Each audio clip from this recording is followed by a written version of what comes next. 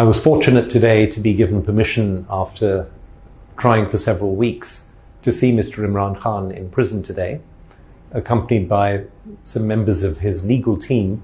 I visited him at about 12:30 this afternoon at the Adiala Jail in Rawalpindi. My first impression when I saw him was that he looked very well.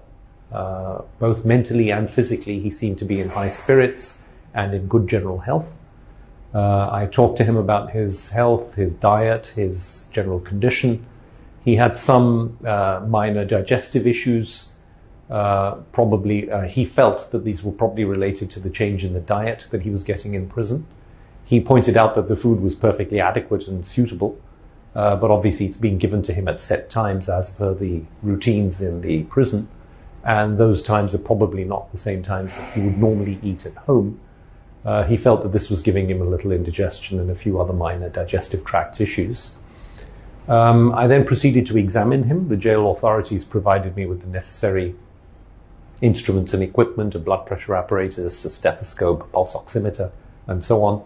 And I was accompanied during the examination by his official doctor who's resident and works in the prison. On general physical examination, he looked overall to be in good health. His skin color was good.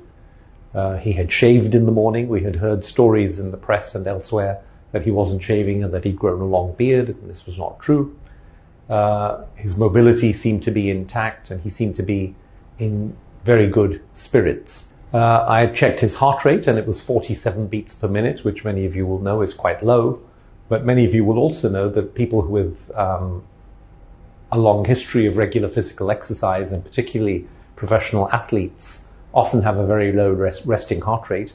And the fact that his heart rate is still 47 at this age is testimony to his lifelong exercise regime and his overall physical fitness. His blood pressure today was 110/70, which again is very good for a man of his age and testament to a strong heart and cardiovascular system. His oxygen saturation on room air was 99%, which again shows good gas exchange and normally functioning lungs. I also listened to his chest and listened to his heart using a stethoscope, and these both appeared to be functioning normally. As I've said, his muscle tone and muscle mass appeared to be intact and normal.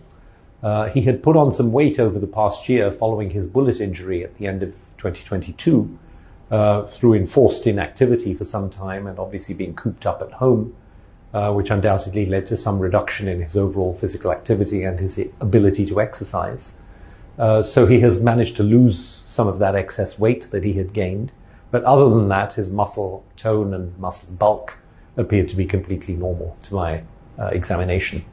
I've been his doctor for over 20 years now, so I have examined him on a number of occasions, and I found no other causes for concern. I recommended some changes to his treatment for his gastrointestinal issues, and I also recommended a few relatively routine and straightforward tests which would help in deciding whether he needed any further medication for his stomach issues.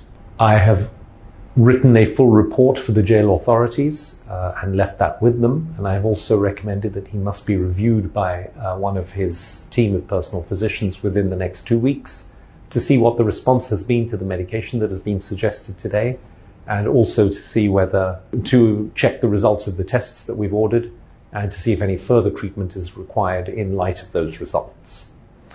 I would like to thank Khan Sahab's legal team, without whose ongoing and strenuous efforts I don't think this visit would have been possible. And I'd also like to point out that the jail authorities were very professional and very courteous throughout, as was the doctor who accompanied me during the examination. So I'd like to thank all of them as well. Thank you.